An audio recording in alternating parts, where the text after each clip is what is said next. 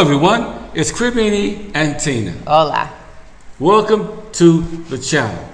Hope everybody's just having a wonderful day. We are, because we're in the Caribbean. And I hope that you guys are in the best of health. Yes, with health as always being the most important in this day and age.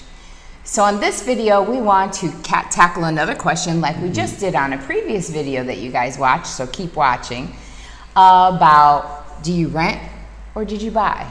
Why do you rent? Why didn't you buy? So we get this question, which I think you receive it a lot more than I do. Yes. He gets a lot of emails and WhatsApp messages on his phone about what? Automobiles. Do you own a car? Are you gonna buy a car? When are you gonna buy a car? Where are you gonna buy the car? Did you ship your car? So this is going to answer those questions, but let's have a little convo with them. Let's do it, shall we? Let's talk about, let's say you're not leaving the US, or say you have begun that plan because you want to be an expat in fill in the blank, whatever country you want to go to. So what are you going to do when it comes time to decide before you leave, when it's time to purchase a new or used vehicle? We're hoping that this conversation will help you to educate yourself and possibly change the way you think before you make that decision, and hopefully save you a ton of money. There you go. Because isn't that what the channel's about? The channel's about saving you money and helping you consider an alternative choice. Yes. Especially when it comes to your money. Because it's your money. There we go. So you've seen us do a lot of videos covering debt, covering reducing your debt, getting out from under your debt. The list of debt and retirement videos we've done can go on and on. But have you thought about the debt of your car? Now, sometimes we think about debt, we only think about credit cards, loans, things like that. Right, but absolutely. What we need to focus on is your monthly payment that you're paying to either own or lease a new car versus maybe you should have paid cash for a used old beater or made lower payments towards a used car, because that amount that you're paying monthly for that, plus Eric's favorite subject, Insurance. car insurance. Car insurance. Any kind of insurance. We know how Eric feels about that. But remember that your vehicle insurance is dependent on what the vehicle value is. So the higher the vehicle costs, right, the higher your insurance. There you go. So that's a huge amount. Now think about what else could you be doing with that money, that hundreds of dollars a month. Could you pay off debt? Could you possibly invest it? Could you use it towards relocation? Hey, your relocation fund. There's a lot of things that you could possibly be doing with this $300 to $500. We're just going to use our fictional number, right, that you're paying for your car and your insurance. Some of you guys are going to go $300, $500. Try $500 to $1,000. Right. We've heard some horror stories. So let's start changing your mindset. Here we go. Are you ready? Right. All right. So what does having this new car mean to you? Is it to show off? Or is it to get from point A to point B? Do you really care what people say when they see you in that car, you know, the big fancy car, for the 5 minutes that you drive by or pull up to their house? There you go. Is their opinion that important? Or do you care more about seeing your bank account flourish and grow? Good question, huh? We would rather look poor and have lots more money in the bank. There you go. Or do you want to look rich, but be poor? And that's a really a life-changing moment for a lot of people, because when you get a car, you own that car, and now they're financing you, because they love to see you come to those doors. Oh, yeah. They're financing you when you drive off, it 3 depreciates. years, 5 years, 10 now, 10 years, and you own that interest and everything on that car, right, before you pay it off. Now, the thing I want to ask you is, do you want to bring that type of debt with you overseas? Right. and you still own a car, and you can't get out of it, you got to pay it off. If not, it's going to take a big hit to your credit. Yes, exactly. So you have to remember that a car is merely a mechanism. It's something that gets you from one place to another. It is not a life changer. It is not a status symbol, although a lot of people put that, and there's a lot of money that's put into advertising to point you to believe that this car will suddenly get you status and get you recognition and this and that.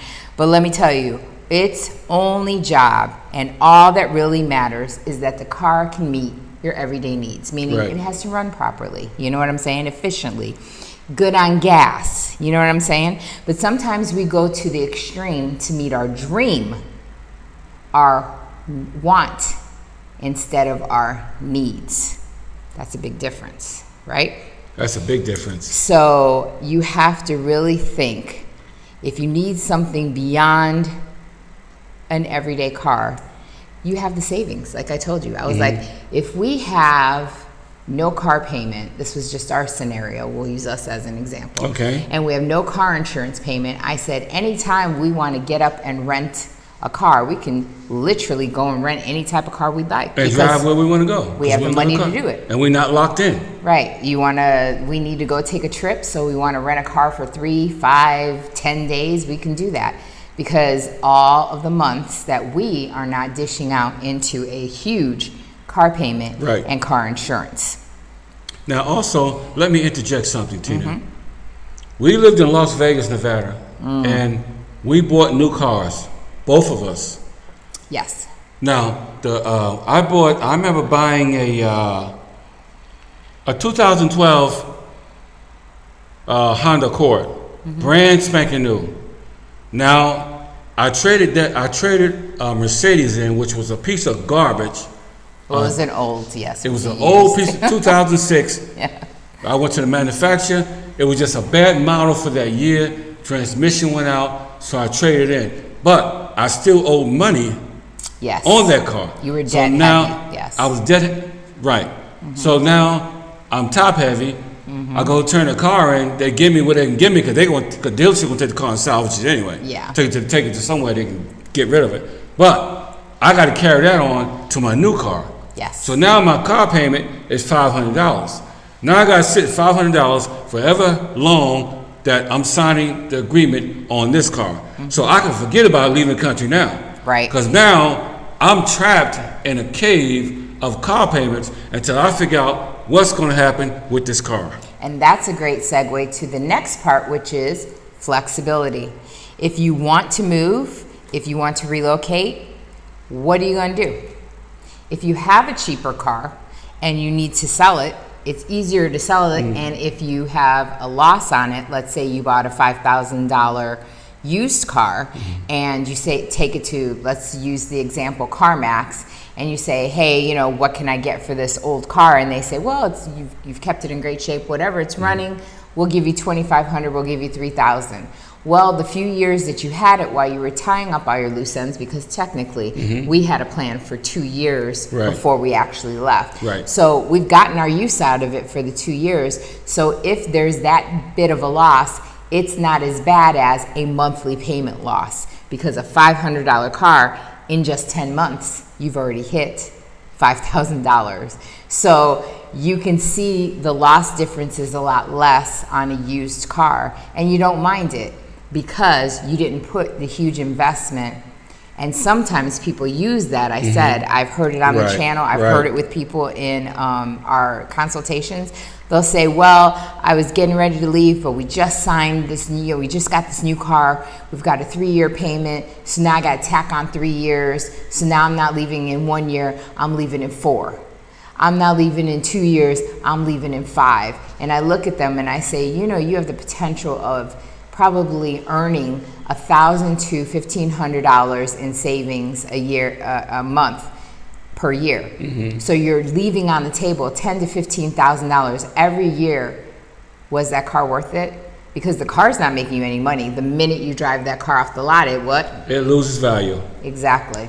So the car is actually costing you to keep it longer, to keep you from the potential of your relocation actually making you money and putting you in a better financial place. So these are just some of the signs that if you don't see it, you need to go talk to somebody, because I'm telling you something. They got all these kind of new trucks that's off the road vehicles. But when you working 40, 50, 60 hours a week, you ain't got time to go over the road. Yeah. Are you enjoying it? You ain't got time to go over the mountains and do all this and do all that. Because at some point, you got to spend time, if you have a family, on Saturday. Baseball games, football games, whatever, okay? True. That's less time. Yeah, and Sunday, you should be in church giving God the praise and thanking Him for keeping you alive in the first place. And then for you know it, bang, Monday's back around and you driving that same truck, all-terrain truck, four-wheel drive, back to work every day. Right. So this is why in Santiago, a lot of people say, what do? We use Uber, taxis, and we just walk to meet our everyday needs. Absolutely. Honestly. Absolutely. It fits our lifestyle. So I repeat, it just happens to fit our lifestyle. It keeps our overall costs very low. It helps us to stay active, because if we're thinking, well, do you want to sit and wait for a car, or do you really just want to walk the 3 or 4 blocks? Because we get very lazy. Right, absolutely. As Americans.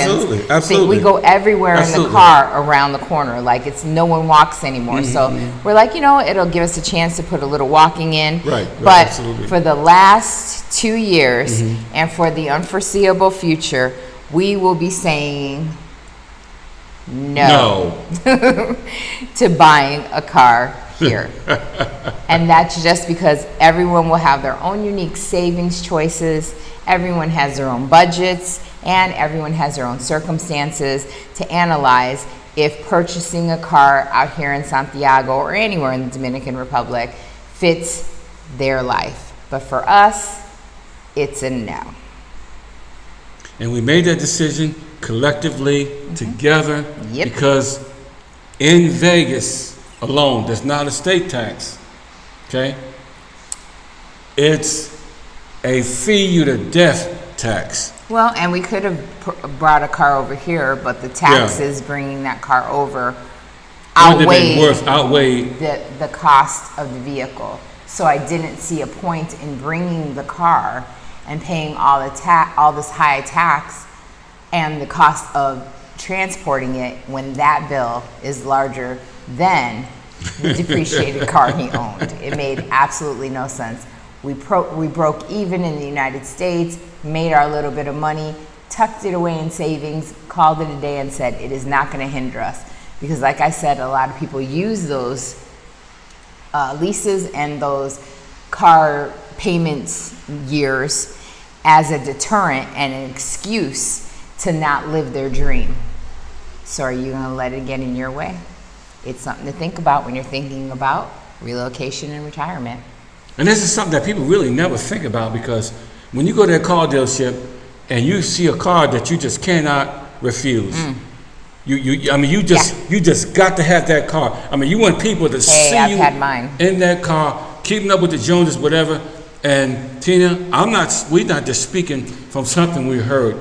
I can speak from experience of all the thousands of dollars that I wasted just on vehicles when I could have got something that was used, that could still get me to point A, point B, clean it up, being good, because there's some old people that don't drive that much, but they turn in good cars. There's some people lease cars. You get some cars from from but budget at least you never let that get in the way. Right. We knew we had a plan. We stuck to our 2-year plan, and we said it's time to make a change. So now we challenge you guys that say that you're ready for retirement, you're ready for relocation, maybe not retirement because you work mobilely, but relocation, to take a look at some of the things you need to cut, some of the things you need to rectify in time to make that retirement, and to decide.